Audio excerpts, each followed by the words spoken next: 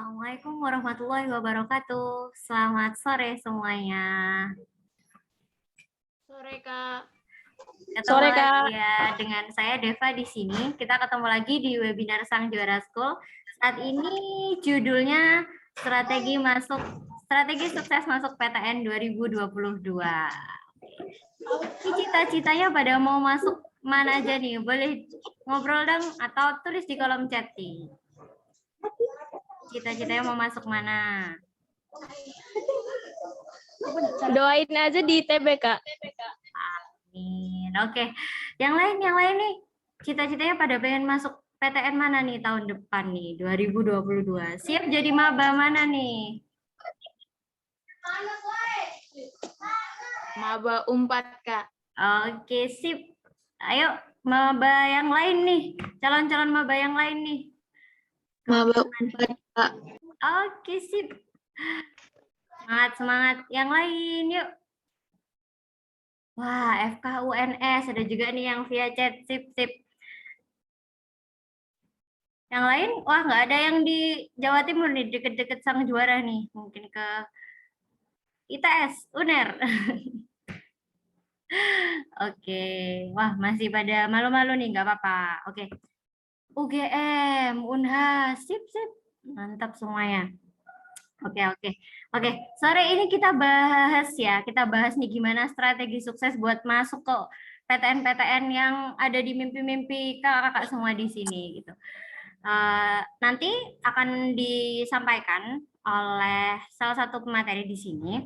Kemudian setelah itu akan ada sesi tanya jawab. Jadi boleh disimak terlebih dahulu informasinya. Kemudian kalau ada pertanyaan, teman-teman bisa sampaikan via chat. Mungkin takut lupa ya kalau nanti disimpan sampai sesi tanya jawab. Mungkin takut lupa, bisa di chat ditulis di kolom chat untuk pertanyaannya. Nanti kita bahas di sesi tanya jawab gitu ya. Atau nanti mau tanya secara langsung open mic bisa, nanti juga bisa ngomong aja Kak mau tanya kayak gitu ya di kolom chat. Nanti kita bisa persilahkan untuk open mic-nya. Gantian ya nanti kalau open mic kayak gitu. Oke, wah ini keren nih. Ada yang mau masuk Unsri juga. Oke, udah hadir di sini nih materi kita sore ini.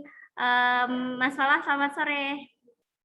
Halo, selamat sore Kak Deva. Oke, biar nggak perlu lama-lama lagi nih, sepertinya teman-teman di sini udah pada kepo nih, gimana strategi sukses masuk PTN-nya nih. Tapi teman-teman boleh ajak teman-teman yang lain ya, mungkin ada yang lupa jadwal webinar kita sore ini dan terlihat belum gabung di Zoom saat ini, boleh ajak teman-temannya yang lain untuk gabung sebelum kita mulai terlalu jauh, kayak gitu ya.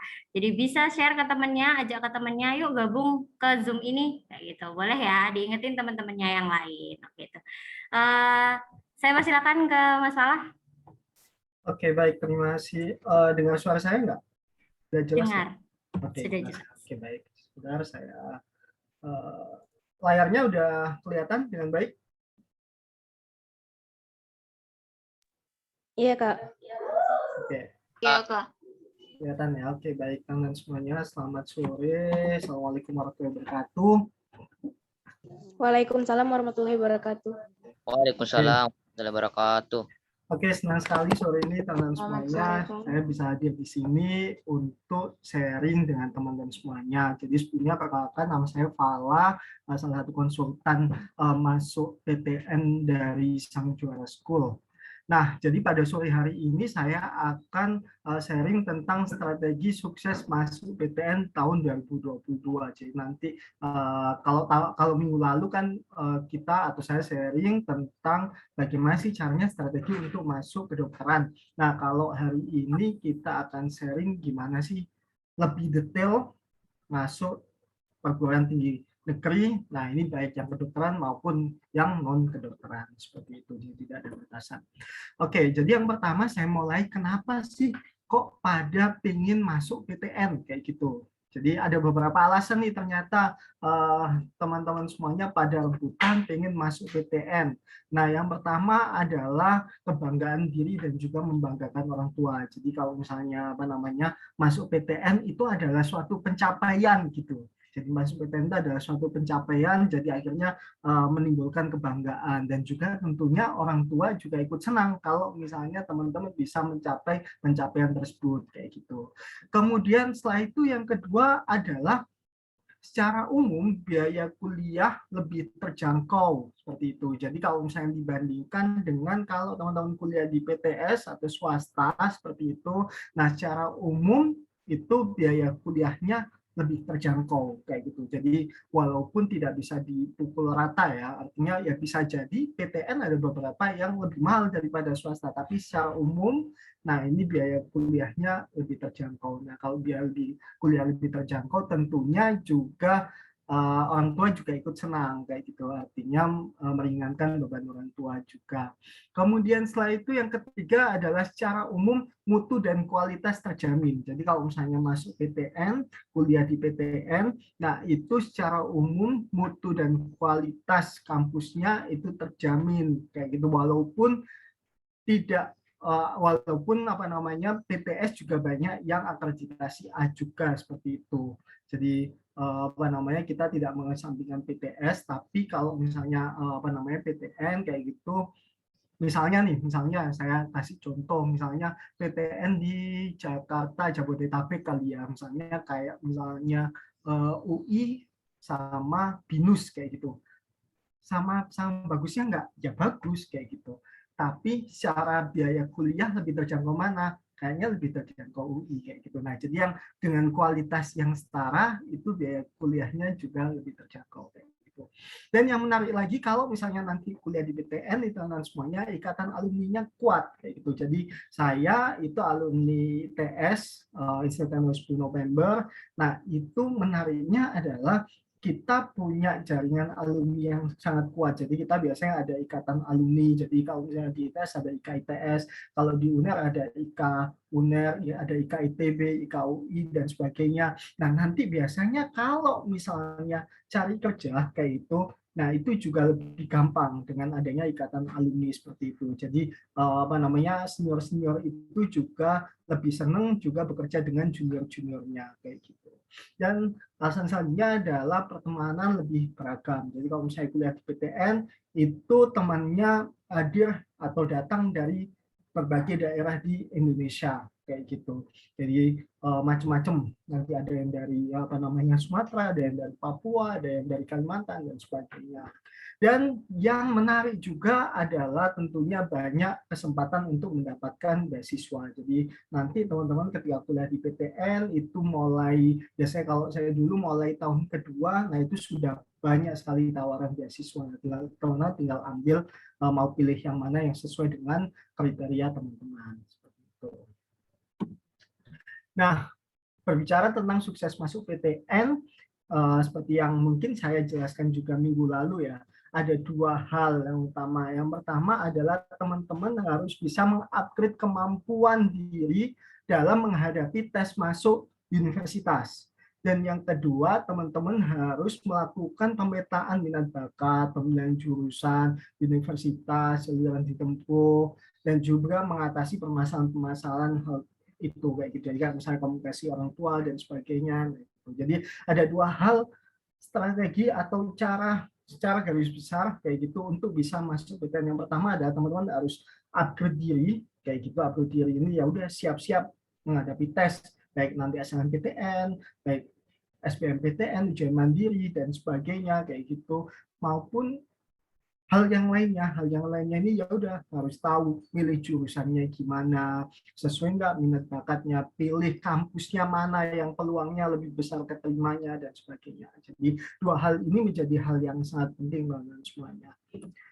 Nah, kalau kita bicara tentang PTN S1 reguler seperti itu, nanti saya juga akan menjelaskan PTN S1 kelas internasional. Jadi kalau di PTN ini untuk program S1 ada dua program. Yang pertama adalah reguler, yang kedua adalah internasional. Yang pertama saya mau jelaskan dulu adalah yang reguler.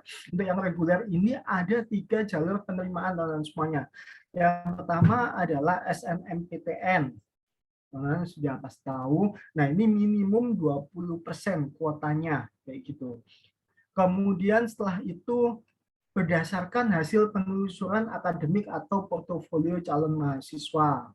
Nah, ini lulus SNMPTN tidak bisa ikut SBMPTN. Kemudian setelah itu SBMPTN minimum 40%. Nah, ini biasanya yang pada rebutan di SBMPTN ini. Karena kalau saya SNMPTN menggunakan nilai rapot, nggak semuanya punya peluang kayak gitu. Nah, kalau SBMPTN sama Mandiri, nah ini peluangnya lebih besar kayak gitu. Nah, SBMPTN ini menggunakan hasil dari UTBK seperti itu. Dan yang ketiga adalah ujian mandiri. Jadi ujian mandiri ini maksimum 30%, kalau universitas yang udah PTNBH itu bisa sampai 50% untuk kuota ujian mandiri ini. Nah, itu bergantung sama universitasnya masing-masing, cara penerimaannya bisa menggunakan nilai UTBK, bisa dia menggunakan seleksi secara mandiri, PTN-nya sendiri, kayak gitu, kayak misalnya UI, ada SIMA UI, UGM, ada UM-UGM, dan sebagainya, seperti itu. Dan memang biaya mandiri ini biasanya lebih mahal dibandingkan dengan seleksi jalur SNMPTN dan juga SBMPTN seperti itu. Nah, namun apakah mandiri ini kayak misalnya nanti kalau kuliah apakah dibedakan? Enggak, Pak, teman-teman semuanya. Jadi kalau saya nanti teman-teman sudah masuk perkuliahan, sudah masuk semester 1, semester 2, semester 3 dan sebagainya, itu enggak akan ngaruh tuh. Teman-teman, apakah masuk dari SNMPTN, apakah SBMPTN, apakah ujian mandiri, nah itu tidak ada pengaruhnya sama sekali kayak gitu. Yang jadi pengaruh adalah bayarnya aja. Kalau misalnya teman-teman ikut ujian mandiri kayak gitu, seleksi mandiri, lolosnya, maka biasanya UKT-nya lebih tinggi daripada SNMPTN sama SBMPTN seperti itu. Nah, yang pertama yang saya mau jelaskan adalah jalur SNMPTN. Jadi SNMPTN ini jalur menggunakan portofolio ya, baik rapot maupun prestasi akademik lainnya seperti itu. Nah, untuk SNMPTN ini untuk sekolah akreditasi A hanya bisa mengirimkan 40% siswa terbaik. Akreditasi B 25% siswa terbaik, akreditasi C 5% siswa terbaik. Artinya tidak semuanya bisa untuk mengikuti jalur SNMPTN ini. Seperti itu teman-teman semuanya. Nah, untuk indikator sendiri, apa sih yang menjadi indikator penilaian SNMPTN? Kalau bisa saya simpulkan ada dua hal secara garis besar. Yang pertama adalah indeks siswa. Nah, indeks siswa ini meliputi apa aja? Jadi meliputi dari nilai rapot, besaran nilainya, rata-rata konsistensinya. Konsistensi ini penting juga, nanti saya jelaskan selanjutnya. Nilai mapel tertentu juga. Kemudian setelah itu prestasi akademik dan juga non-akademik, jenis kelas siswa, lintas jurusan, apakah IPA ke IPS, dan sebagainya, kayak gitu. Kemudian setelah itu yang kedua adalah indeks sekolah, kayak gitu. Jadi ternyata SNMPTN ini, bagi teman-teman yang belum tahu, tidak bergantung hanya pada nilai rapot kita saja. Jadi kalau misalnya nilai rapot kita udah bagus, tapi ternyata kita sekolah pada sekolah yang indeksnya kurang bagus juga akhirnya kurang bisa bersaing di SNMPTN dan semuanya. Nah, oleh karena itu indeks sekolah ini penting. Nah, meliputi apa saja indeks sekolah itu? Yang pertama akreditasi sekolah tentunya. Kemudian setelah itu rasio SNMPTN, rasio mandiri, nilai UTBK PTN, IPK alumni, track record sekolah, prestasi sekolah dalam event perlombaan, domi sekolah dan sebagainya seperti itu. Dan indeks sekolah ini setiap kampus itu berbeda-beda kayak gitu. Jadi misalnya saya studi case misalnya saya misalnya dari Surabaya ya. Surabaya misalnya kita ambil studi case SMA 5 Surabaya. Nah, indeks sekolah SMA 5 Surabaya di UNER sama di UI itu beda semuanya. Jadi indeks sekolah ini penilaiannya ini bergantung sama kampus masing-masing kayak gitu. Jadi nggak beda-beda antara masing-masing universitas. Nah, itu beda-beda karena tadi track record-nya beda. Alumni yang kuliah di sana juga nggak tahu apakah misalnya di UNER lebih banyak yang alumni SMA 5 Surabaya, yang di UI lebih sedikit kayak gitu. Nah, itu juga mempengaruhi juga kayak gitu dan sebagainya. Oke, kemudian selanjutnya bagaimana sih strateginya biar bisa sukses di SNMPTN? Yang pertama tentunya teman-teman harus bisa atau paham profil jurusan dan juga PTN tujuan. Jadi harus paham daya tampungnya, jumlah pendaftar, jumlah diterima, statistik data sekolah siswa yang di jurusan dan PTN tersebut di tahun sebelumnya. Nah, itu bisa tahu di BK biasanya. Jadi teman-teman bisa konsul, ada nggak Bu kira-kira statistik tahun lalu ini yang keterima, misalnya kalau misalnya mau masuk UGM, di UGM tahun lalu ada berapa yang keterima kayak gitu. Nah, itu juga pengaruh juga. Teman-teman pelajari dengan detail profil jurusan dan juga PTN tujuan, konsultasi dengan BK tentang data tahun lalu sehingga kita bisa menganalisa kayak gitu. Kemudian selanjutnya adalah, nah ini juga penting juga, ini kalau nilainya ini meningkat, jadi usahakan kalau misalnya teman-teman sekarang masih kelas 10 atau saat ini sudah kelas 11, kalau misalnya kelas 10-nya nggak seberapa bagus, nggak apa-apa. Yang paling penting adalah teman-teman konsisten meningkat kayak gitu nilainya, dan itu nanti juga sangat berpengaruh sekali ketika SNMPTN. Nah, kemudian setelah itu kesalahannya apa? Biasanya sih ada beberapa hal. Yang pertama adalah tidak teliti pengisian data dan juga berkas. Jadi ini fatal sekali kalau misalnya teman-teman tidak teliti. Kemudian yang kedua adalah asal pilih jurusan. Jadi kalau misalnya teman-teman nganggap bahwa SNMPTN ini sekedar coba-coba, nah ini salah teman-teman semua. Karena ketika teman-teman sudah ikut SNMPTN, maka teman-teman nanti akan diblok untuk bisa ikut seleksi selanjutnya kayak gitu. Jadi oleh karena itu pilihan satu dan pilihan kedua itu nggak boleh coba-coba, harus memang jurusan dan juga universitas yang teman-teman mau ambil kayak gitu.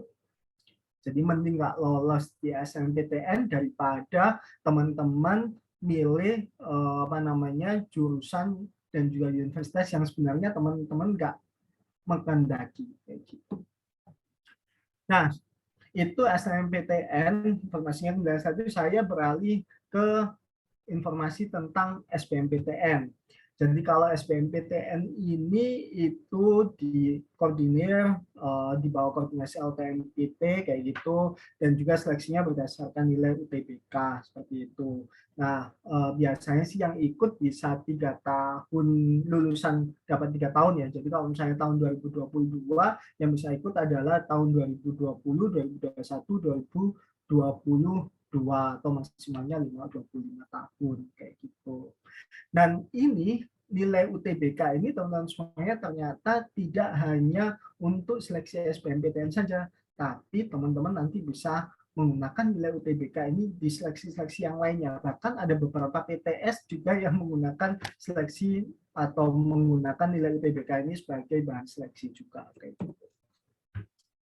Oke, kemudian setelah itu materi suksesnya apa nih kalau di SBMPTN? Jadi ada 2 hal secara spesifik. Yang pertama adalah TPS, yang kedua adalah TKA. Nah, kalau misalnya TPS ini ada 4 subtes, ada penalaran umum, pengetahuan dan pemahaman umum, pengetahuan kuantitatif, pemahaman bacaan dan menulis, ada 4 subtes itu.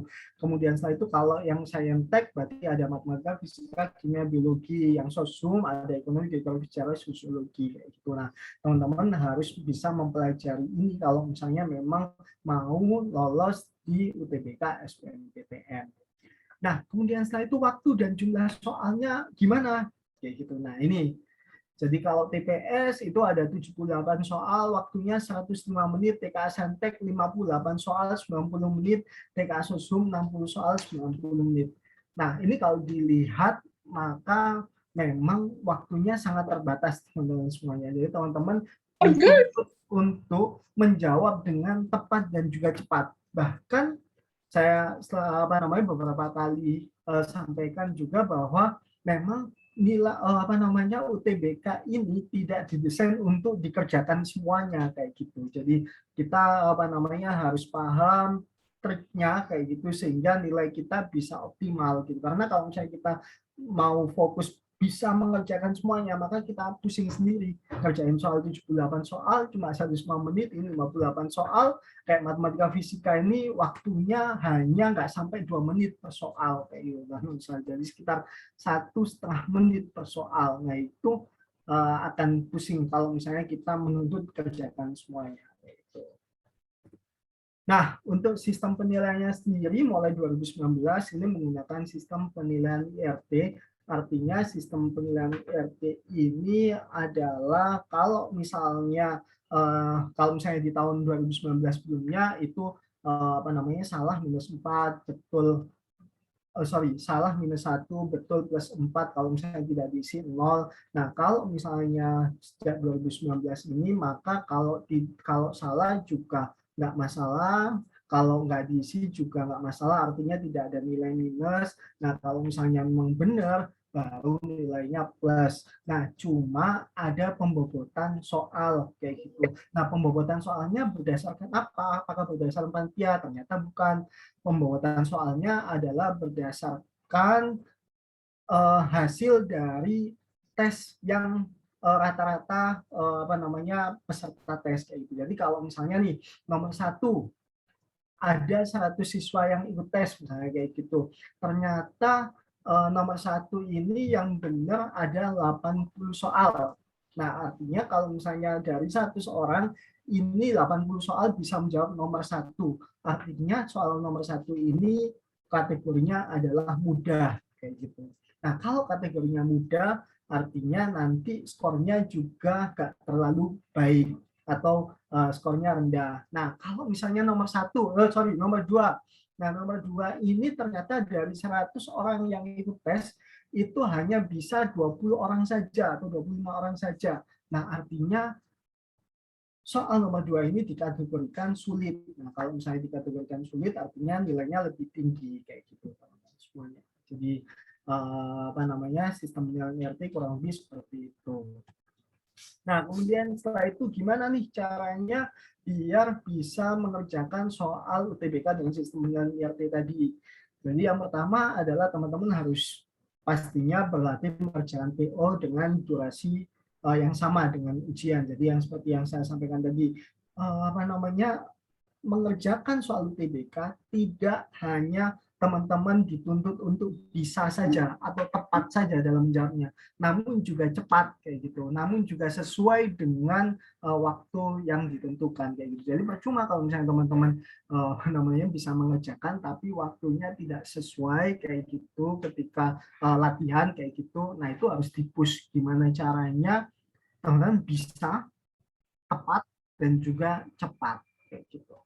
Kemudian yang kedua adalah mengerjakan soal yang mudah terlebih dahulu kayak gitu. Jadi usahakan sih ini tidak terjebak jawaban yang sulit ya. Jadi kalau misalnya ngerjain ya udah yang mudah-mudah dulu yang nggak bisa ditandai ragu-ragu atau skip-skip dulu kayak gitu. Nah, kemudian setelah itu kalau misalnya yang soal-soal sulit jangan terlalu asik teman-teman semua. Biasanya ini juga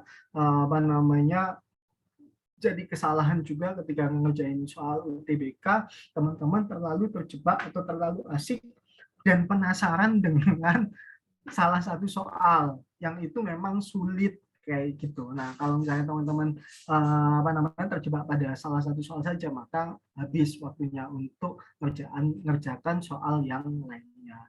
Kemudian setelah itu ini juga penting juga jangan menumpuk soal untuk ditebak di akhir. Nah, ini agak tricky juga sih karena LPMPT ini juga tahu karena tesnya ini CBT ya. Kalau misalnya yang 3 tahun yang lalu mungkin tesnya pakai kertas kayak gitu, artinya nggak tahu ya setiap soal itu dikerjakan berapa lama. Nah, kalau misalnya itu adalah CBT, artinya pihak panitia juga tahu tuh soal nomor 1 dikerjakan 1 menit, nomor 2 1 menit, sampai nomor misalnya 13 itu 1 menit terus kayak gitu. Nah, ternyata ketika nomor misalnya tadi sampai 13 ya, 1 sampai 13 itu 1 menit terus. Nah, ternyata nomor 14 sampai 20 itu mengerjakannya hanya dalam waktu 5 detik. Nah, maka itu juga bisa jadi dianggap jawabannya adalah tebakan kayak gitu. Nah, itu kita nggak tahu sih apakah LTMPT akan menganulir atau enggak, yang jelas kita mengantisipasi teman-teman semuanya kayak gitu. Nah, kemudian setelah itu selanjutnya adalah kerjakan semua soal karena tidak ada nilai minus yang saya sampaikan tadi, ya udah berarti kerjain aja. Kemudian setelah itu metode eliminasi opsi jawaban untuk soal ragu-ragu kayak gitu. Jadi kalau misalnya ngerjain soal UTBK ini ada soal kita kategorikan 3 soal. Yang pertama ada soal yang kita bisa, kemudian setelah itu yang kedua adalah yang ragu-ragu, kemudian setelah itu yang ketiga adalah yang tidak bisa ini. Nah, kalau yang ragu-ragu ini dari A, B, C, D, E kita eliminasi itu. Jadi A, B, C, D, E yang masih memungkinkan jawabannya A, B, C, ya udah kita pilih antara A, B, C itu. Nah, gimana kalau misalnya soalnya tidak bisa dikerjakan sama sekali atau kita tidak punya gambaran sama sekali kayak gitu. Nah, ya udah kalau misalnya memang kayak gitu ya udah tembak aja jawabannya kayak gitu. Nah, tembak jawabannya ini juga ada tekniknya. Teman-teman jangan nembak asal kayak itu. Jadi lebih baik kalau misalnya nembak itu bisa blocking aja. Kalau misalnya ya ada 15 soal, 10 soal sudah bisa dikerjakan. Nah, 5 soal nggak bisa dikerjakan. Nah, 5 ini teman-teman jangan A atau B atau C, D dan sebagainya. Ya udah kalau misalnya A semuanya, B semuanya, C semuanya dan sebagainya. Nah, lihatnya dari mana kayak itu. Nah, lihatnya bisa jadi lihat dari opsi dari jawaban sebelumnya teman-teman semuanya yang jawabannya paling banyak itu huruf apa. Jadi kalau misalnya ya di antara 15 soal itu ternyata teman-teman menjawab paling banyak itu huruf B kayak gitu. Nah, maka teman-teman bisa blockingnya itu pakai B atau juga yang paling nggak ada jawabannya. Ternyata di antara 15 jawaban atau 10 jawaban yang teman-teman sudah kerjakan itu E itu ternyata nggak teman-teman jawab sama sekali. Nah, itu bisa di blocking juga. Nah, itu apa namanya salah satu triknya sih kayak gitu. Nah, itu tentang strategi UTBK ya teman-teman semuanya. Nah, setelah itu gimana caranya untuk SBMPTN. Jadi yang seperti saya sampaikan tadi, UTBK itu adalah tesnya, SBMPTN itu ada seleksinya. Kalau dulu sebelum pandemi kayak gitu, nilai UTBK dulu keluar, baru teman-teman daftar SBMPTN. Nah, ini karena pandemi, kita nggak tahu ya tahun depan ya apakah apa namanya kembali lagi dengan sistem seperti itu atau masih kayak tahun 2021 kemarin. Tahun 2020 2021 ini itu pendaftaran UTBK dan juga SBMPTN itu dijadikan satu kayak gitu. Nah, lebih enak sih kalau misalnya kayak tahun 2019 sih. Jadi kalau tahun 2019 ini tahun-tahun tes dulu, kemudian setelah itu sudah dapat skornya, baru setelah itu pilih jurusan dan juga universitasnya. Akhirnya kayaknya lebih gampang kayak gitu. Nah, kalau yang sekarang ya teman-teman harus bisa mengukur tadi itu, mengukur kemampuan.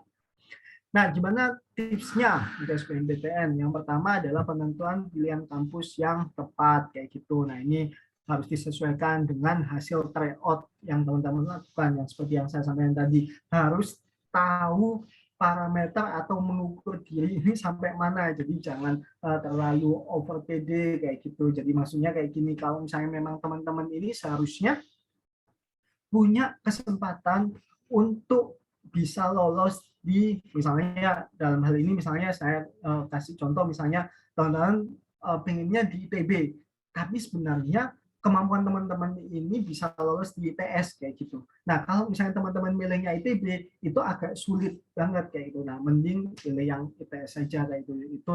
Itu apa namanya peluang lolosnya lebih besar. Kemudian selanjutnya yang kedua adalah prioritas pilihan 1 dan juga 2 kayak gitu. Nah, ini beberapa PTN itu tidak ingin ditempatkan di pilihan kedua SBMPTN ya teman-teman semuanya ya. Nah, oleh karena itu teman-teman harus tahu gimana sih caranya atau gimana sih apa namanya memprioritaskan prodi pilihan 1 dan juga pilihan keduanya. Nah, ini data UTBK tahun 2021 kemarin. Kalau dilihat 10 universitas dengan rata-rata nilai UTBK tertinggi, nah ini kita lihat, ini ada UI, ITB, UGM, UNER, dan sebagainya kayak gini. Nah, skor rata-ratanya adalah 611 600-an kayak gitu. Jadi 600-an. Jadi 690-an sampai 620-an. Artinya kalau misalnya teman-teman mau aman kayak gitu, nilainya ya udah harus di atas ini teman-teman semua karena ini average. Terutama kalau misalnya teman-teman mau ambil jurusan yang memang daya saingnya tinggi kayak gitu, kayak misalnya kedokteran, kemudian sekali kalau di ITB mungkin teknik kimia kayak gitu atau informatika dan sebagainya, maka teman-teman harus memiliki nilai kalau bisa di atas 700 kayak gitu. Nah, ini 10 nilai UTBK 2021 tertinggi prodi Saintek kayak gitu. Jadi kita bisa lihat ini ada teknik kimia UI, punya dokter UIN Jakarta dan sebagainya. Jadi ini adalah 10 nilai UTBK anak yang masuk di beberapa jurusan dan juga universitas ini kayak gitu. Kemudian satu kalau yang sosum ini kita bisa lihat ternyata yang masuk di TB Fakultas Seni Rupa dan Desain kayak gitu. Nah ini skor tertingginya itu. Nah kayak kita lihat ternyata sosum nilainya nggak terlalu besar ya teman-teman semuanya ya. Jadi kalau dilihat di sini ini yang Saintek itu 800-an, kalau yang sosum ini tertingginya 600-an kayak gitu.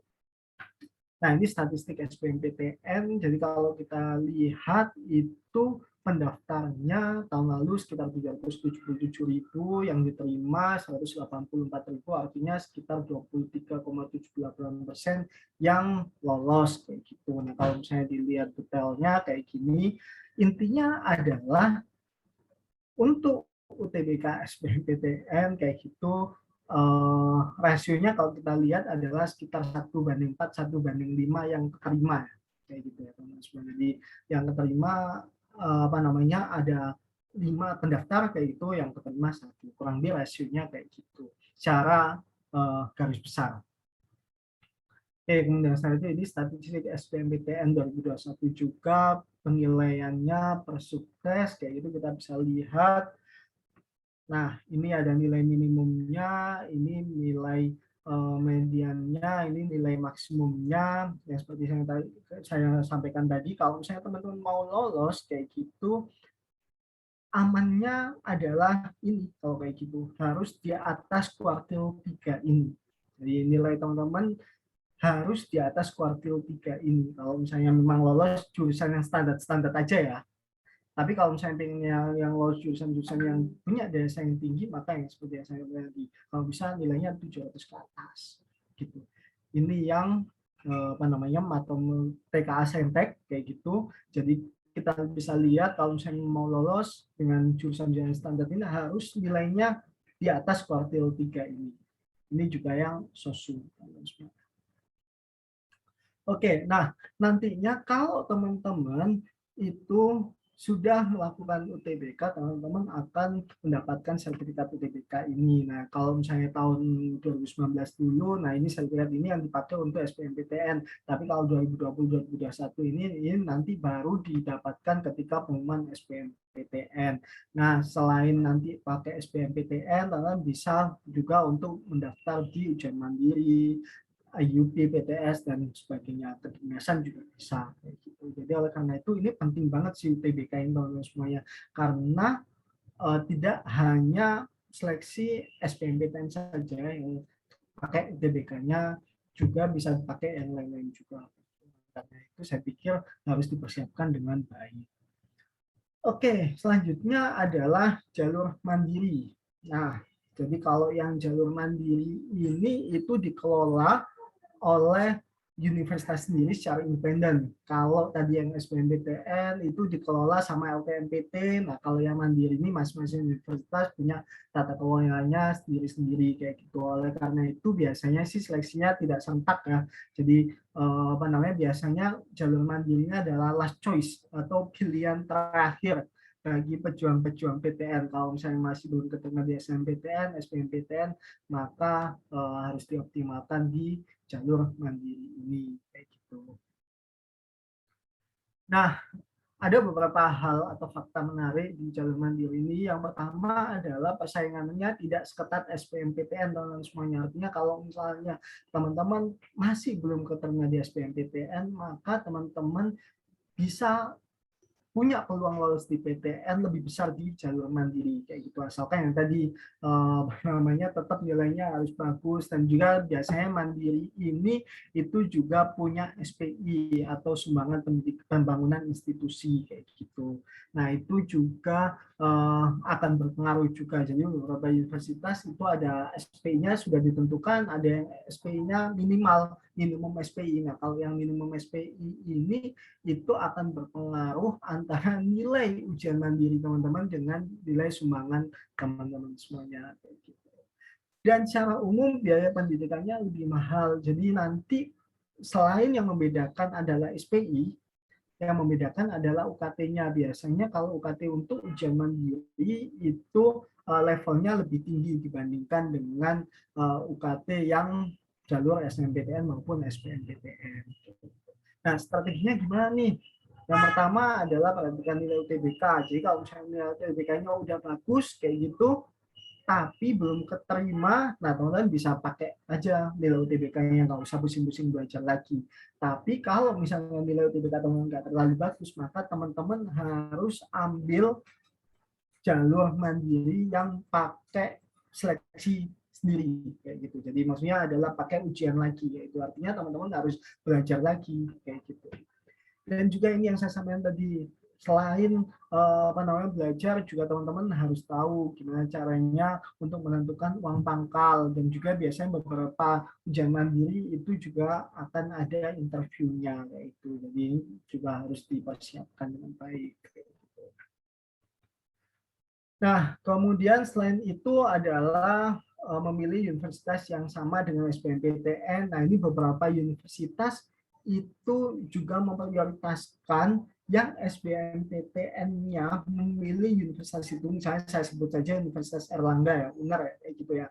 Nah, itu dia memprioritaskan mandirinya yang SBMPTN-nya juga memilih universitas itu kayak gitu. Nah, itu lebih prioritas kalau yang jalur mandiri. Kemudian setelah itu buat target universitas tujuan dan juga timeline-nya.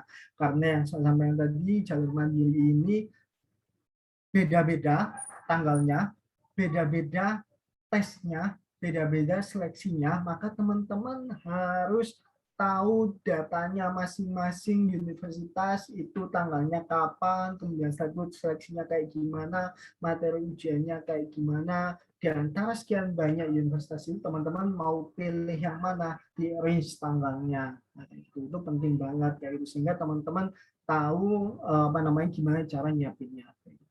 Dan yang terakhir, kalau misalnya untuk ujian mandiri ini pastikan pendanaan tidak masalah ya, karena memang pendanaannya lebih besar dibandingkan teman-teman kalau kuliah di SNMPTN maupun menggunakan jalur SBMPTN. Jadi jangan sampai ketika nanti di pertengahan jalan ada masalah kayak gitu. Jadi dipastikan pendanaan tidak ada masalah. Nah, ini data mandiri tahun 2021. Kalau kita lihat ada 10 PTN dengan kuota jalur mandiri terbanyak. Nah, ini ada UGM, Unpad, Undip, Paijaya, UNY, ITS, UNER, UI, ITB, ITB kayak gitu. Nah, UGM ini menarik teman-teman semuanya. Ternyata kuotanya hampir 7.000 kayak gitu. Kalau misalnya dibandingkan sama ini ITB, nah ini 6 kali lipatnya, 6 sampai 7 kali lipatnya kayak gitu. Nah, kemudian setelah itu ini adalah PTN tanpa uang pangkal dalam seleksi mandiri. Jadi ini ada UGM, ada UI, ada Sriwijaya, kecuali kedokteran, UIN, dan juga UNJ kayak gitu. Nah, itu teman-teman semuanya tentang seleksi S1 reguler PTN. Nah, kemudian setelah itu saya beralih ke seleksi S1 kelas internasional PTN. Jadi yang seperti saya sampaikan di awal tadi, itu ternyata di PTN, beberapa PTN, nggak semuanya PTN ya, itu memiliki kelas internasional teman-teman semuanya. Nah, kelas internasional atau yang biasanya disebut IUP, nah ini menarik kayak gitu, kuliahnya pakai bahasa Inggris kayak gitu, dan juga memungkinkan juga punya atau menerima siswa dari luar negeri juga. Jadi nanti sekelas bisa temenan sama mahasiswa-mahasiswa asing kayak gitu. Nah, bahasa pengantarnya tentunya bahasa Inggris ya. Nah, seperti itu. Nah, dan juga beberapa kampus ini mengadakan atau berkolaborasi dengan universitas yang ada di luar negeri. Artinya biasanya kalau misalnya program IUP ini nanti biasanya ada beberapa universitas itu akan ada semacam student exchange atau double degree atau apa dan sebagainya, bergantung sama universitasnya itu. Nah, tentunya penerimaannya kemudian setelah itu kurikulumnya berbeda dengan jalur reguler. Itu kelas internasional. Nah, gimana sih pola seleksi masuk IUP PTN? Jadi kalau dilihat ada dua, lalu yang paling banyak adalah ujian tertulis dan juga interview ya. Kalau yang talent scouting ini kayaknya setahu saya UI yang ngadain. Jadi kalau yang talent scouting ini hampir sama kayak SNMPTN, kalau yang ujian tertulis ini sama kayak UTBK kayak itu. Jadi teman-teman nanti akan tes kayak gitu, baik yang tes akademik atau skolastik, nggak mesti, bergantung sama universitasnya, entah itu pakai TPS saja, apakah juga menggunakan TKA, atau juga bisa menggunakan nilai UTBK. Bahkan juga beberapa universitas menggunakan SAT, kayak ITS sama ITB itu bisa pakai SAT. Jadi SAT ini adalah tes yang biasanya digunakan untuk seleksi kuliah luar negeri. Nah, teman-teman kalau misalnya memang tertarik juga untuk kuliah luar negeri, ya udah pakai SAT aja. Misalnya di luar negeri nggak keterima atau pengen ada cadangannya, bisa daftar di IUP ini. Oke. Dan yang paling penting adalah ini teman-teman semuanya, ini mensyaratkan kemampuan bahasa Inggris yang baik, tentunya IELTS dan juga TOEFL-nya juga harus baik kayak gitu. Dan ini, jadi dalam setahun ini biasanya dibuka 2-3 gelombang pendaftaran kayak gitu. Jadi biasanya IUP ini jalurnya mulai seleksinya mulai bulan Januari atau Februari teman-teman semuanya. Jadi kalau yang jalur yang S1 reguler tadi SNMPTN itu biasanya Februari, kemudian setelah itu kalau yang SBMPTN biasanya April, kemudian setelah itu mandiri biasanya Juni Juli. Nah, kalau yang IUP ini bisa dibuka 3 kali dalam tahun. Nah, ini sangat menarik menurut saya. Nah, ini statistik 10 PTN terbaik IUP tahun 2021. Kita bisa lihat ini yang paling banyak daya tampungnya UGM, kemudian setelah itu kalau dilihat ini ada UI, ITB, UNER, IPB, ITS, UB, Diponegoro, Pajajaran, UNS gitu. Jadi ini world rankingnya. Kemudian setelah itu ini jumlah fakultas dan juga jumlah prodi yang membuka kelas internasional. Kemudian setelah itu daya tampung kelas internasional dan juga biaya pendaftarannya. Nah, biaya pendaftarannya ada range-nya bergantung sama jurusan atau prodi yang dituju seperti itu semuanya. Nah, gimana sih kalau kayak kita pengen masuk IUP kayak gitu, strateginya kayak gimana? Yang pertama tentunya teman-teman harus siapkan TOEFL atau IELTS kayak gitu. Jadi teman-teman harus matang. Jadi kalau bisa kelas 10 atau kelas 11 itu memang sudah bahasa Inggrisnya sudah advance gitu. Jadi lebih enak dan juga kalau bisa semester gasal kelas 12 itu sudah punya skor TOEFL atau IELTS yang bagus kayak gitu. Sehingga ketika nanti bulan Januari atau Februari ada seleksi IUP, nah itu teman-teman sudah bisa masuk. Yang kedua adalah ikuti IUP mulai gelombang 1 kayak gitu. Jadi mulai gelombang 1 itu artinya mulai bulan Januari Februari. Jadi nggak usah teman-teman nunggu gelombang 2 atau gelombang ketiga. Karena kalau yang gelombang ketiga biasanya bulan April hampir bersamaan dengan SBMPTN. Kemudian setelah itu kalau yang gelombang ketiga ini bersamaan dengan ujian mandiri kayak gitu. Nah, teman-teman kalau misalnya mau IUP, saran saya ikut mulai gelombang 1. Paling tidak kalau teman-teman nggak lolos gelombang 1 masih ada gelombang kedua dan juga gelombang ketiga. Nah, itu teman-teman semuanya tentang informasi dan juga strategi gimana sih caranya kita biar bisa masuk PTN baik yang reguler maupun yang kelas internasional. Nah, kemudian setelah itu ini terakhir saya ingin sharing juga gimana sih caranya strategi untuk memilih jurusan. Nah, yang pertama yang perlu teman-teman perhatikan adalah memilih jurusan ini berdasarkan passion dan juga cita-cita teman-teman semuanya. Jadi jangan ikut-ikutan teman, jangan sekedar apa namanya kata teman, kata orang tua dan sebagainya.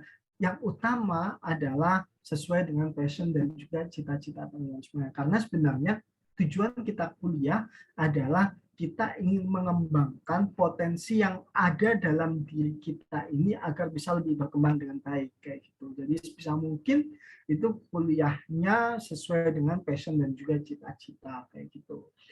Kemudian setelah itu memilih berdasarkan kemampuan diri, artinya apa? Nah, kalau misalnya yang pertama sudah tahu ya passion dan juga cita-citanya apa, udah yakin kayak gitu. Nah, match nggak sesuai dengan kemampuan nggak kayak gitu. Oh, ternyata saya passion dan cita-citanya jadi dokter, tapi ternyata kemampuan diri saya tidak mumpuni untuk bisa bersaing masuk ke kedokteran kayak gitu. Nah, teman-teman juga harus realistis juga sih kayak gitu. Artinya ya udah mendekati aja prodi yang apa namanya sesuai dengan bidang kesehatan, bisa di keperawatan, bisa gizi dan sebagainya kayak gitu. Kemudian setelah itu memilih berdasarkan peluang masa depan. Nah, ini juga penting juga. Jadi apalagi di era seperti ini teman-teman semuanya, era yang disruptif, era yang semuanya berubah, kita nggak tahu 5 tahun lagi, 10 tahun lagi, dunia kayak gimana kita nggak tahu teman-teman semuanya. Nah, oleh karena itu pilih juga prodi yang future potensialnya ini juga baik kayak gitu. Jadi apa namanya jangan pilih prodi yang sekiranya sudah tidak update lagi kayak gitu. Kemudian paling banyak 2 prodi, 1 PTN atau 2 PTN ini dalam memilih apa namanya jurusan. Kemudian setelah itu urutan pilihan munculan prioritas, artinya pilihan 1 dan pilihan 2 ini harus apa namanya tahu prioritasnya yang mana dan juga harus tahu passing grade, daya saing dan sebagainya. Nah, ini di pilihan pertama itu harus lebih tinggi dibandingkan pilihan kedua. Kemudian setelah itu cek indeks persaingan juga, daya tampung, jumlah peminat, akreditasi kampus, ini teman-teman juga harus paham, dan juga maksimalkan nilai bobot bidang studi. Ini kalau khusus SBMPTN. Maksudnya apa? Maksudnya adalah kalau teman-teman di UTBK atau SBMPTN itu ternyata masing-masing jurusan itu memiliki kriteria masing-masing ya, teman-teman semuanya, untuk dalam penerimaan itu. Jadi beberapa jurusan itu memang nanti ketika kuliah apa namanya dari 8 subtes itu nggak kepake semuanya ya teman-teman semuanya. Jadi kalau misalnya teman-teman nanti kuliah di teknik, maka yang kepake banyakkan adalah matematika sama fisika. Nah, oleh karena itu nilai matematika sama fisikanya juga harus bagus kayak gitu. Karena itu dia punya bobot yang lebih tinggi ketika teman-teman mau masuk teknik. Kalau saya mau kesehatan, biologi kimia, pertanian, biologi kimia, dan sebagainya. Nah, teman-teman harus paham apa namanya hal ini kayak gitu. Jadi ini berkaitan juga dengan cara belajar dan juga strategi belajar teman-teman semuanya. Jadi kalau misalnya teman-teman pengennya teknik ya, sementara teman-teman saat ini nggak suka matematika sama fisika kayak itu. Nah, mungkin kalau saran saya bisa cari apa namanya alternatif jurusan yang lain kayak gitu, atau ya udah berarti harus mau nggak mau matematika fisikanya harus belajar dengan baik kayak gitu. Nah, ini adalah apa namanya rancangan strategi atau jadwal belajar gimana sih caranya biar bisa sukses terutama untuk siswa kelas 12. Yang pertama adalah di semester gasal ini teman-teman harus yang pertama buat rencana atau jadwal belajar. Yang kedua adalah mempersiapkan bahan belajar. Kemudian setelah itu sebisa mungkin teman-teman di semester gasal ini itu mematangkan materi TPS kayak gitu. Karena TPS itu pasti dipakai. Berdasarkan tahun 2020 ternyata stresnya hanya TPS saja kayak gitu, TKA enggak kayak gitu. Nah, artinya yang harus disiapkan di semester gasal atau sejak awal itu adalah TPS-nya harus matang dan semuanya. Latihan soal TPS, kemudian setelah ini juga harus selesai di semester gasal, jadi menentukan jurusan dan juga target universitas. Nah, ini juga harus selesai di kelas 12 semester gasal. Kayak gitu. Kemudian setelah itu menentukan jalur masuk universitas yang mau diikuti. Jadi sebisa mungkin di semester dasar ini teman-teman sudah tahu target universitasnya apa, target jurusannya apa. Nggak harus dua tadi ya. Kalau dua tadi kan dalam pemilihannya bisa teman-teman list, misalnya ada 5 atau ada 10 kayak gitu universitas dan juga jurusan yang mau ditarget. Kemudian setelah itu ini mau ikut jalur masuk apa saja kayak gitu. Nah, selain itu teman-teman juga harus sekolah yang rajin biar rapotnya bagus, sehingga kalau misalnya rapotnya bagus semester 5 atau kelas 12 semester dasar ini teman-teman bisa juga ada peluang untuk lolos di SNMPTN. Kemudian setelah itu kalau yang semester 6 gimana? Ya udah, kalau semester 6 fokus latihan TPS, TKA, TKA, dan juga tryout UTBK perbanyak. Walaupun tryout UTBK ini seharusnya juga mulai di semester 5 teman-teman semuanya. Oke, itu semuanya tentang strategi masuk PTN sore ini. Jadi apa namanya? Kalau tadi mungkin bagi yang baru join kayak gitu, ini siapa sih yang ngomong kayak gitu. Nah, mungkin saya memperkenalkan diri sedikit kayak gitu. Jadi kami itu dari Sang Juara School. Sang Juara School ini adalah bimbingan belajar dan juga konsultan masuk kuliah kayak gitu. Jadi kami berdiri sejak tahun 2011. Nah, program kami pokoknya spesialisasi masuk kuliah. Jadi masuk kuliah ini baik yang mau masuk kedokteran, masuk SBMPTN, ujian mandiri, kemudian setelah itu IUP, kemudian setelah itu juga kita juga menerima untuk pendaftaran dan juga pendampingan kuliah ke Turki, Cina, dan juga Malaysia. Dan semuanya. Nah, ini kalau misalnya belajar di Sang Juara, yang pertama keunggulannya mini kelas dan juga pengajar berkualitas dan juga berpengalaman, rata-rata adalah lulusan UTS dan juga UNER, alumni kebanyakan juga S2, S3, kemudian setelah itu bagi yang luar kota yang kelasnya offline, nah ini kita juga sediakan tempat tinggal gratis, kemudian setelah itu bimbingan tidak hanya sekedar mengupgrade nilai teman-teman semuanya untuk bisa lolos di mandiri maupun di SBMPTN, kita juga menyediakan sesi konsultasi secara one-on-one dan sebagainya. Gitu. Kemudian materi belajar lengkap dan produktif dan juga mengantarkan masuk PTN, dan juga kita juga ada beberapa program yang ada jaminan masuk PTN. Kalau misalnya memang nggak masuk, nanti ada cashback-nya. Gitu. Nah, ini beberapa profil pengajar kami. Kalau bisa dilihat ini pengajar utama kami, ini Dr. Aini, ada Dr. Rohim, jadi ini dosen UPN, dosen UNESA, ini ada asisten dosen di UNER, ini ada dosen psikologi UNER, kayak gitu. Ini dari UNER, ini dosen akademik kesehatan dan sebagainya. Seperti itu. Ini beberapa profil pengajar kami. Ini profil beberapa alumni tahun 2021 kemarin kayak gitu. Nah, ini masih ada beberapa yang apa namanya tidak cantumkan karena nggak muat kayak gitu. Jadi ini beberapa saja teman-teman semuanya. Kalau lihat di sini macam-macam sih. Banyak kan memang kita spesialisasinya adalah pengen masuk ke kedokteran atau pengen masuk ke UNER ITS ya. Karena memang kita itu kebanyakan juga alumninya dari alumni UNER ITS kayak gitu. Dan juga pengajarnya juga dari UNER ITS. Walaupun tidak menutup kemungkinan kalau misalnya teman-teman tertarik mau ke UGM, ini banyak juga kok yang apa namanya masuk UGM kayak gitu. Kayak ITB juga ada beberapa yang masuk ITB kayak gitu. Nah, ini program belajar kita ada kelas kedokteran, kelas SBMPTN, ada program karantina, yaitu program karantina. Nah, ini maksudnya ada program camp, nanti teman-teman apa namanya selama 1 bulan tinggal di hotel, belajar mulai pagi sampai malam. Kelas internasional IUP, ujian mandiri, study abroad yang seperti yang saya sampaikan tadi ada 3 negara, sementara ini ada China, Malaysia, dan juga Turki. Nah, itu teman-teman semuanya sharing saya sore ini dan juga perkenalan singkat tentang Sang Juara.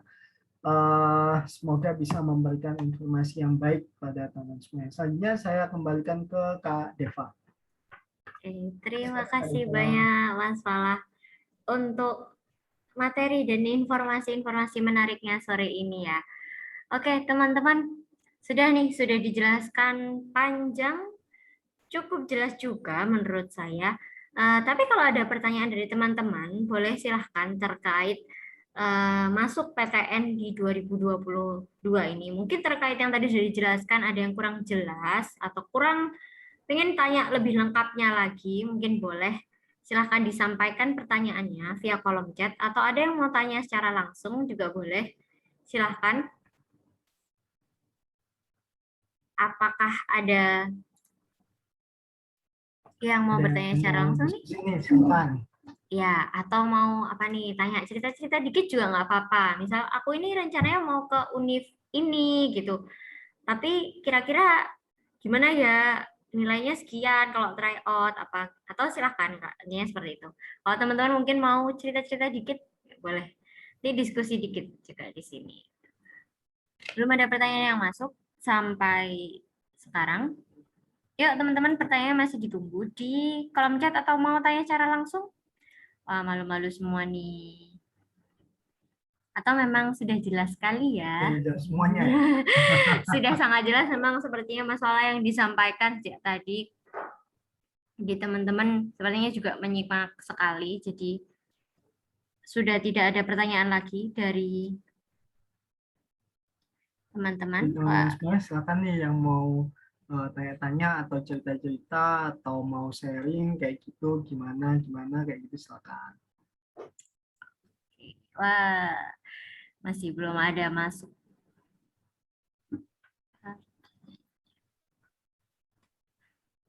Mungkin bisa saya awali dulu ya pertanyaan. Oh, sudah ada masuk nih. Tapi udah ada masuk nih masalah. Oke, pertanyaan dari teman-teman dulu aja ini ya. Nanti kalau sambil menunggu lagi baru pertanyaan dari saya. Ini pertanyaan dari Kak Kevin. Kak izin bertanya, seberapa besar ya sertif untuk SNMPTN dan SBMPTN? Mungkin ini seberapa besar pengaruhnya? Oke, kalau yang untuk SBMPTN tentunya sertifikatnya ini maksudnya sertifikat ini ya lomba-lomba dan sebagainya kayak gitu ya. Kalau yang SBMPTN tentunya nggak pengaruh ya, karena SBMPTN pakai nilai UTBK artinya tidak melihat portofolio teman-teman kayak gitu. Nah, kalau misalnya memang teman-teman saat ini masih kelas 10, kelas 11 kayak gitu. Nah, kalau masih kelas 10 sama kelas 11, saran saya bisa mengoptimalkan dulu yang SNMPTN kayak gitu, karena SNMPTN ini berdasarkan apa namanya portofolio teman-teman semuanya. Jadi portofolio tadi apa namanya ada raport, ada portofolio prestasi akademik non akademik kayak gitu. Nah kalau yang non akademik ini sesuai kayak gitu. Jadi kayak misalnya teman-teman juara apa namanya art melukis kayak gitu ya. Nah, maka harus apa namanya pilihan jurusannya ya jangan apa namanya yang engineering tapi bisa teman-teman masuk juga jurusan yang DKV misalnya kayak gitu desain komunikasi visual, multimedia dan sebagainya kayak itu yang berkaitan seperti itu sih. Oke. Jadi intinya adalah kalau yang sertifikat ini berpengaruh di SNMPTN kemudian setelah itu apa namanya teman-teman yang utama kalau misalnya bisa adalah tingkat kabupaten minimal atau provinsi nasional dan juga internasional gitu. Jadi kalau yang cuma tingkat-tingkat sekolah kayaknya berpengaruh kayaknya seperti itu. Semoga bisa menjawab ya untuk Kak Kevin gitu. Selanjutnya pertanyaan dari Kak Anissa. Kak, tadi kan ada info konsul ke BK untuk masuk ke UNIF tentang record alumni. Nah, yang dimaksud alumni itu di UNIF-nya atau di pilihan prodinya, Kak? Ya, jadi bisa di univnya maupun di pilihan prodinya, tapi biasanya sih di universitasnya sih terutama sih, karena indeks sekolah ini biasanya yang pegang adalah universitasnya itu. Jadi misalnya Universitas Erlangga menilai SMA A itu apa namanya sekian, nilai SMA B sekian, SMA C sekian dan sebagainya kayak gitu. Jadi apa namanya yang utama adalah universitasnya kayak gitu. Walaupun kalau ada data prodinya lebih baik lebih spesifik kayak gitu. Jadi kita bisa lebih tahu memetakannya. Semoga menjawab untuk Kak Anissa. Mungkin kalau pertanyaan lanjutannya seperti ini, Mas Fala. Untuk data prodi itu berarti biasanya sekolah ya nanti yang akan membuat datanya sendiri untuk diinformasikan ke siswa, gitu ya? Biasanya sih sekolah, nggak semuanya sekolah itu menginformasikan ke siswa sih, oleh karena itu kita harus aktif kayak gitu. Nah, beruntung kalau sekolah kita menginformasikan, tapi nggak semuanya biasanya. Nah, oleh karena itu kita harus tadi mendekat ke guru BK, Bu minta datanya dong tahun lalu, kita biar bisa menganalisa kayak gitu, mana yang peluangnya lebih besar kayak gitu, mana tahun lalu yang alumninya lebih banyak kayak gitu dan sebagainya. Nah itu sih kalau saya. Jadi sekolah nggak tahu, tidak semua sekolah membuat dan tidak semuanya sekolah mengumumkan kayak gitu. Nah teman-teman harus datang ke BK sendiri kayak gitu. Syukur-syukur kalau misalnya memang itu dibuat atau datang, tapi seharusnya sih pasti ada sih sekolah kayak gitu datanya. Ya teman-teman, jadi teman-teman yang aktif juga ke sekolah ya, nggak nunggu pengumuman dari sekolah. Kemudian pertanyaan dari Kak Samantha. Kak, izin bertanya, kapan pendaftaran untuk mengikuti SNMPTN dan SBMPTN dibuka? Oke, kalau SNMPTN itu biasanya bulan Januari atau Februari ya, bayangkan kayak gitu. Kalau yang SBMPTN itu biasanya antara Maret April, biasanya seperti itu kayak gitu. Dan pengumuman SNMPTN itu biasanya mendekati pelaksanaan SBMPTN atau mendekati penutupan pendaftaran SBMPTN kayak gitu. Jadi biasanya SBMPTN ditutup pendaftarannya misalnya 10 April kayak itu. Nah, itu biasanya pengumumannya sekitar 1 atau 2 minggu sebelumnya kayak gitu. Pengumuman SNMPTN. Oke, semoga menjawab. Jadi ditunggu aja ya infonya. Ini juga harus aktif cari info ya, biar nggak ketinggalan pendaftarannya. Kemudian Nah, belum ini, ada, sorry, ya? yang penting juga teman-teman ketika mendaftar itu juga mendaftar akun ya, Kak Deva, mendaftar akun LPMPT ya. Betul. Karena gimana Kak Deva, ada pengalaman gimana? Ya, sebelumnya di Sang Juara School kalau boleh cerita, jadi biasanya prosedur dari LTMPT itu ada pendaftaran akun dan itu sebelumnya sudah jauh sebelum SNPTN dan SBMPTN. Jadi itu biasanya pendaftaran akun tuh dilaksanakan di awal-awal tahun, biasanya bulan Januari atau Februari, batasnya di pertengahan Februari kalau tahun yang saat ini 2021. Nah, memang pendaftaran SNM atau SBMPTN-nya baru di 2 bulan selanjutnya, bahkan SBMPTN mungkin baru SBMPTN baru 2 bulan setelahnya. Nah, ada yang tidak update info tersebut, jadi dikiranya adalah pendaftaran SBMPTN belum, masih nanti di bulan April misalnya seperti itu. Padahal daftar akun itu sudah harus dilakukan sejak bulan Januari sampai Februari itu. Jadi teman-teman harus aktif. Jadi kejadiannya waktu itu siswa merasa bisa daftar untuk SBMPTN, siap untuk daftar SBMPTN. Ternyata saat kami bantu cek, siswa tersebut belum punya akun, sedangkan dari LTMPT sudah tidak bisa. Jadi memang pembuatan akun sudah ada periode waktunya. Ketika periode pendaftaran SBMPTN itu sudah tidak ada pilihan untuk membuat akun. Jadi ketika teman-teman terlewat waktu itu, berarti teman-teman juga tidak bisa mendaftar SBMPTN. Itu sudah tidak bisa diganggu karena itu keputusan panitia. Jadi teman-teman harus aktif juga ya untuk cari info itu, terkait juga ketentuan, prosedur, seperti tata cara pendaftaran, begitu ya. Oke, ada pertanyaan lagi dari Kak Nisa. Saya anak SMK jurusan OTKP. Kalau saya lanjut di pertanian, kira-kira bisa nggak, Kak? Oke, OTKP itu apa ya? Ya, Kak Nisa boleh dijelaskan jurusan OTKP ini kepanjangannya apa?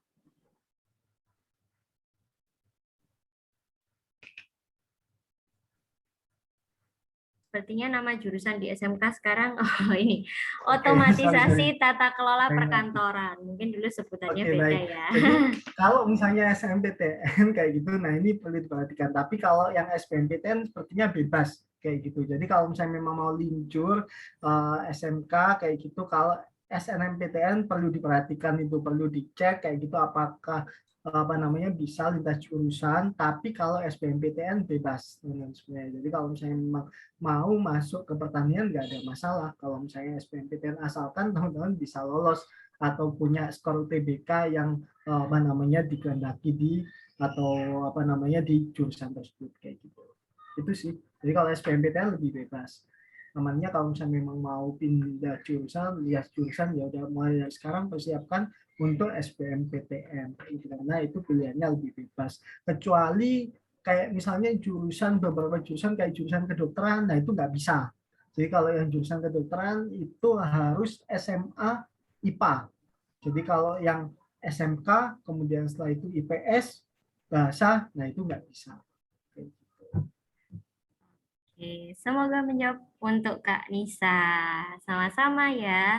Yuk pertanyaan yang lain masih ditunggu juga ya. Kita masih ada waktu di webinar sore ini. Mungkin sambil menunggu pertanyaan dari saya yang tertahan tadi. Oh, sudah ada, nggak apa-apa. Pertanyaan saya di hold lagi. Pertanyaan dari kakak yang lain aja. Dari Kak Anissa. Kak, untuk update info pembagian tanggal seperti itu bisa didapat dari mana ya? Pembuatan akun itu biasanya dibuat sendiri atau dari sekolah ya, Kak? Maksudnya pembagian tanggal apa ini ya? Sepertinya yang dibahas adalah periode tadi, masalah yang saya bahas. Jadi ada periode Oh, pembuatan oke. akun itu. Oke, jadi biasanya itu LTMPT, biasanya bulan Desember atau bulan Januari itu akan mengadakan konferensi pers kayak gitu. Jadi terkait dengan sistem penerimaan SNMPTN, SBMPTN, ujian mandiri pada tahun itu kayak gitu teman-teman semuanya. Jadi biasanya mulai Desember atau Januari awal kayak gitu. Nah, itu sudah ada pengumumannya. Jadi apa namanya SNMPTN terutama kalau misalnya yang di awal-awal itu sudah clear SNMPTN ini kapan seleksinya, ini pembuatan akunnya ini batasnya kapan, kemudian saya perkiraan SBMPTN itu bulan apa. Nah, itu biasanya apa namanya akan ada konferensi pers dari LTMPT. Oleh karena itu teman-teman wajib untuk juga follow akun LTMPT kalau di Instagram, sosial media dan sebagainya biar update juga. Oke. Jadi mereka akan melakukan konferensi pers via YouTube sih biasanya kayak gitu. Oke, semoga menjawab untuk Kak Anissa. Jadi buat teman-teman bisa follow LTMPT, terus mungkin dinyalakan ya notifnya. Jadi kalau LTMPT ngepost nih kita nggak ketinggalan info. Kemudian kalau ada konferensi pers tadi juga di YouTube, jangan malas untuk ikut. Bisa diperhatikan baik-baik. Karena biasanya yang di-share adalah info-info penting ya dari LTMPT. Kemudian pertanyaan dari Laili. Kak izin bertanya, bagaimana cara kita untuk bisa mencari kemampuan kita agar yakin berkembang di jurusan tersebut saat kuliah? Oke, jadi tentunya kalau misalnya memang teman-teman mau lebih spesifik atau lebih saintifik kayak gitu, teman-teman baiknya adalah ikut tes minat bakat, kemudian setelah itu konsultasi ke psikolog dan sebagainya untuk penentuan minat bakat kayak itu lebih baik teman-teman semuanya. Tapi kalau misalnya nggak mau kayak gitu, gampangnya adalah teman-teman harus cari aja bidang yang teman-teman sukai itu apa, dan juga teman-teman kayak misalnya apa namanya nggak terasa gitu ngerjain sesuatu di bidang itu atau belajar itu nggak terasa waktunya ternyata udah panjang udah habis dan sebagainya. Nah itu adalah salah satu tandanya kalau teman-teman passion di bidang tersebut kayak gitu. Itu sih dari saya. Jadi kalau misalnya memang lebih bagus teman-teman tes minat bakat ke psikolog, tapi kalau misalnya memang nggak bisa itu ya udah lihat aja yang disukai apa dan juga yang sekiranya mengerjakan atau belajar hal tersebut kayak gitu. Nah itu apa namanya memakan waktu yang lama itu nggak terasa gitu ya. Juga teman-teman enjoy aja. Nah itu bisa jadi salah satu passionnya teman-teman. Oke, semoga menjawab pertanyaannya untuk Kak Laili. Selanjutnya pertanyaan dari Kak Oktarina. Kak izin bertanya, saya gap year. Apa untuk tahun 2022 saya harus membuat akun lagi atau memakai akun yang tahun lalu? Mungkin Kak Deva ini yang bisa menjawab. Ya, kalau dari peraturan LTMPT membuat akun baru. Jadi untuk akun tuh biasanya ya memang berlaku untuk satu periode pendaftaran. Jadi ketika gap year berarti untuk tahun selanjutnya membuat akun baru. Jadi tetap diperhatikan ya. Oke, semoga menjawab. Kemudian Kak Nur Insani. Saya izin bertanya. tips belajar yang lebih efektif buat persiapan SBMPTN itu mulai belajar dari yang mana dulu? Apa harus lebih memfokuskan di persiapan SBM atau pelajaran sekolah dulu? Oke, jadi sebenarnya gini, kalau misalnya teman-teman punya peluang untuk SNMPTN, artinya teman-teman itu sekolahnya di kelas apa namanya 1, kelas 10 dan juga kelas 11, rankingnya udah terbiasa bagus kayak gitu. Nah, teman-teman bisa fokus belajar nilai sekolahnya terlebih dahulu untuk semester 5 karena teman-teman punya peluang di SNMPTN. Tapi kalau teman-teman kelas 1, kelas 10, kelas 11-nya rankingnya tidak terlalu bagus, artinya ya udahlah ya di atas 10 besar atau di atas 5 besar, ya udah mending fokus SBMPTN saja. Nah, memulai SBMPTN itu mana yang harus difokuskan terlebih dahulu belajarnya, ya seperti yang saya sampaikan tadi di apa namanya slide yang mana tadi ya. Nah, ini. Nah, jadi yang pertama teman-teman fokus saja dulu belajar materi TPS kayak gitu dan juga latihan soal TPS. TPS itu yang seperti yang saya jelaskan tadi, ada 4 subtes, ada penalaran umum, ada kuantitatif, ada PPU, ada PBM kayak gitu. Nah, itu fokus dulu di situ kayak gitu. Jadi memulai belajar SBMPTN kalau saran saya sih fokus di TPS terlebih dahulu kayak gitu. Itu nggak ada. Oke, semoga menjawab untuk Kak Nur Insani. Oke, ada pertanyaan lain yang mau masuk? Silahkan. Belum ada pertanyaan ya? Atau sedang mengetik ini? Nanti saya mau memberikan pertanyaan saya, tapi ada yang mengetik. Masih ditunggu ya pertanyaan yang lain. Pertanyaan dari saya, gini Mas Fala, terkait tadi sepertinya kuota penerimaan di pertanyaan yang paling awal. Nah, itu kan alumni ya, memang sudah ada kakak-kakak tingkat sebelumnya. Berarti kalau kakak tingkat itu sudah diterima SNMPTN memang biasanya, dan memang mungkin tidak mau mengambil jurusan yang diterima, itu berarti saat ini masih mempengaruhi ya untuk reputasi sekolah ke depannya. Ya, betul. Jadi itu apa namanya sangat mempengaruhi. Jadi kalau misalnya makanya saya sampaikan tadi di awal, kalau teman-teman keterima di SNMPTN itu harus diambil kayak gitu, karena kalau nggak diambil itu yang reputasinya hancur. Tidak cuma teman-teman saja yang nanti diblokir ketika mendaftar SBMPTN, namun juga adik-adik kelas juga kasihan kayak gitu. Jadi itu nanti akan mendowngrade apa namanya indeks sekolah kalau ada yang seperti itu kayak gitu. Tentunya apa namanya tidak serta merta diblok kayak gitu ya, diblokir kayak gitu. Artinya tahun depan adik-adik kelasnya nggak boleh kayak gitu, tapi itu biasanya akan mendowngrade indeks sekolahnya di PTN tersebut kayak gitu. Oke, terima kasih Mas Fala jawabannya. Ya teman-teman yang lain, apakah ada pertanyaan yang lain? Pertanyaan dari saya itu tadi. Belum ada pertanyaan lain dari saya juga. Sudah, sepertinya udah jelas semua nih ya teman-teman. Sudah jelas semuanya? Oke, baik. Udah jelas, bener nih udah jelas. Udah nggak ada yang tanyain lagi ya dari teman-teman. Oke. Sebenarnya sudah nggak ada yang ditanyakan lagi nih masalah dari teman-teman di sini. Dari Mas Fala, apakah ada tambahan?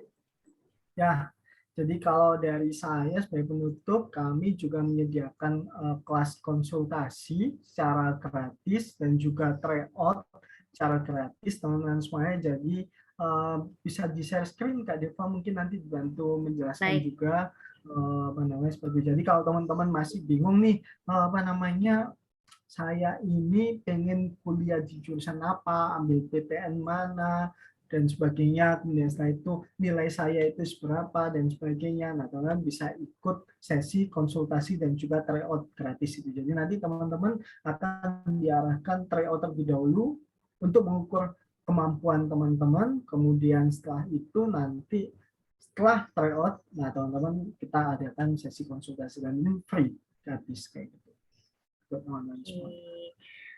Ya, jadi dari Sang Juara School ini menyediakan sesi konsultasi gratis untuk teman-teman. Untuk linknya yang bisa diakses sudah saya kirim via kolom chat ya. Jadi teman-teman bisa akses di sangjuaraschool.com konsultasi ya. Nah, di sini teman-teman masuk ke website, kemudian teman-teman bisa scroll ke bawah. Ya, kalaupun via handphone munculnya seperti ini, coba scroll ke bawah. Jadi di sini ada tryout dan konsultasi gratis. Untuk teman-teman di sini, teman-teman bisa pilih placement test atau tryout gratis ini terlebih dahulu. Diklik saja bagian placement test atau tryout gratis ini. Kemudian teman-teman bisa pilih isi datanya. Jadi di sini nanti akan ada form untuk isi data. Nah, sebentar, belum muncul ya. Nah, setelah itu teman-teman akan muncul di form pendaftaran. Jadi teman-teman bisa masukkan username, password, nama lengkap, kemudian asal sekolah, tahun lulus, kemudian pilihan studi, lingkup. Oh, ini masih lingkup studi dulu.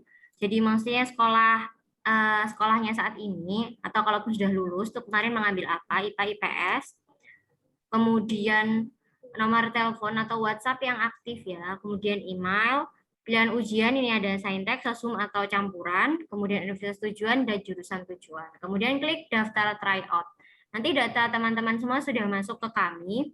Kemudian nanti ditunggu dulu ya. Jadi teman-teman nanti bisa mengakses tryoutnya di masukkuliah.com/cbt. Tapi memang itu menunggu kami mengaktifkan username dan passwordnya. Jadi setelah teman-teman semua klik daftar tryout, datanya sudah masuk ke kami, nanti diaktifkan dulu username dan passwordnya, setelah itu akan diinfokan melalui nomor WhatsApp yang diisi di sini.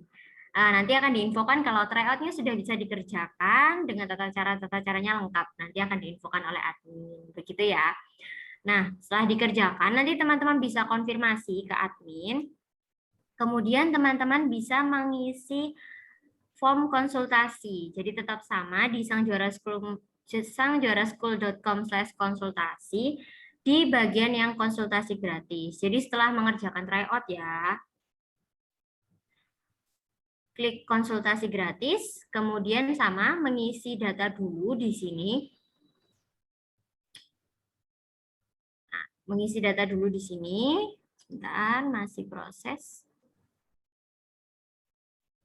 Ya, mengisi nama lengkap, asal sekolah, kemudian kelas atau tahun lulus, nomor telepon atau WhatsApp, email, kemudian media konsultasi ini ada pilihannya, bisa via Zoom meeting atau call. Kemudian ada negara tujuan kuliah. Nah, kalau teman-teman di sini di Indonesia, pilih Indonesia, karena kami juga melayani kuliah ke luar negeri ya. Tapi kalau mau ke Indonesia, pilih Indonesia, kemudian universitas tujuan, jurusan tujuan, dan pertanyaan yang mungkin nanti mau ditanyakan di sesi konsultasi. Gitu ya. Sudah cukup jelas penjelasan dari saya? Mungkin ada yang mau ditanyakan terkait konsultasi yang kami sediakan ini?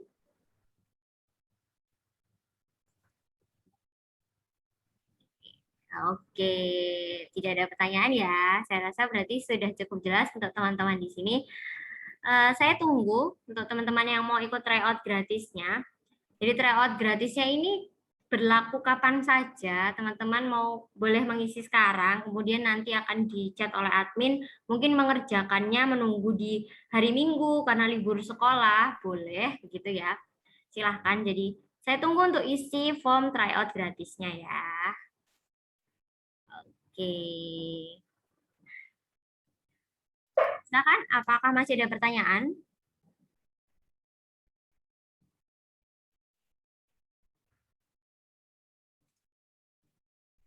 Sudah tidak ada pertanyaan ya, sepertinya berarti sudah cukup jelas semua penjelasan dari Mas Falah maupun dari saya terkait konsultasi. Oh ya, silahkan.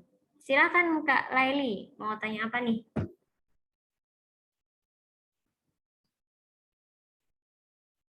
Bentar ya, masih tunggu Kak Laili mau tanya sesuatu nih.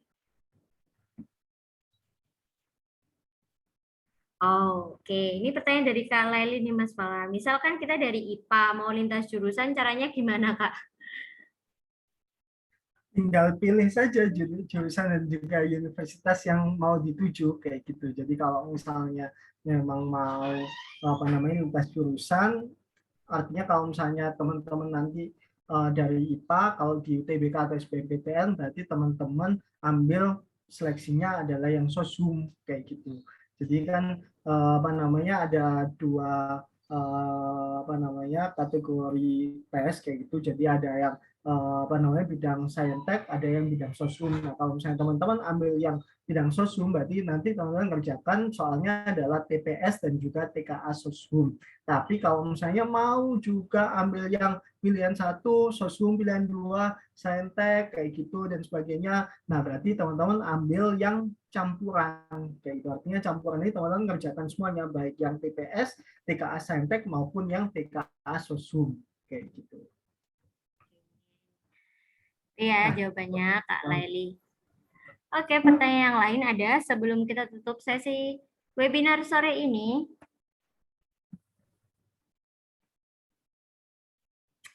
Udah ya, sudah cukup jelas semuanya teman-teman?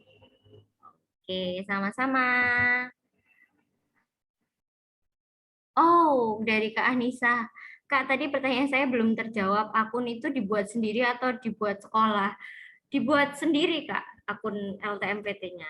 Jadi dibuat sendiri, tapi memang biasanya ada sekolah yang kadang mengingatkan, tapi kalau sekolah jarang sih. Biasanya hanya mengingatkan aja bahwa saat ini pendaftaran, tapi tidak banyak juga sekolah yang seperti itu. Biasanya memang dari siswa harus aktif untuk cari infonya, seperti itu ya. Jadi kalau akunnya dibuat sendiri-sendiri. Oke, pertanyaan yang lain? Oke, sama-sama. Sudah? Apakah ada pertanyaan yang lain? Sudah di detik-detik, menit-menit, bukan detik-detik sih. Menit-menit akhir nih kita webinarnya. Oke? Sudah ya berarti? Sudah selesai. Sudah tidak ada pertanyaan lagi. Oke. Dari masalah, apakah masih ada tambahan atau sudah cukup? Cukup. Oke, terima kasih banyak masalah untuk sesi sharingnya sore ini. Oke, kita ketemu lagi.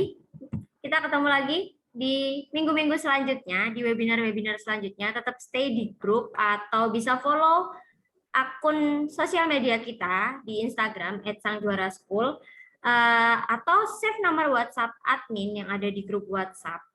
Nanti kita akan share biasanya di status WhatsApp itu tentang info-info webinar yang selanjutnya gitu ya. Jadi jangan sampai kelewatan. Kita ketemu lagi di webinar minggu depan. Minggu depan mau saya kasih sedikit bocoran. Jadi minggu depan kita akan ada sesi sharing dengan mahasiswa kedokteran. Nah, kita bakal tanya-tanya nih gimana tips belajarnya, gimana nih caranya biar bisa masuk ke kedokteran. Kayak gitu ya. Kita tanya langsung sama yang menjalani tesnya. Oke. Saya tunggu kehadiran teman-teman semua di sini di webinar minggu depan ya. Terima kasih yang sudah menyempatkan hadir sore ini. Semoga sehat selalu. Selamat sore. Wassalamualaikum warahmatullahi wabarakatuh. Waalaikumsalam warahmatullahi wabarakatuh. Terima kasih, Kak. Sama-sama. Terima kasih, Kak. Sama-sama.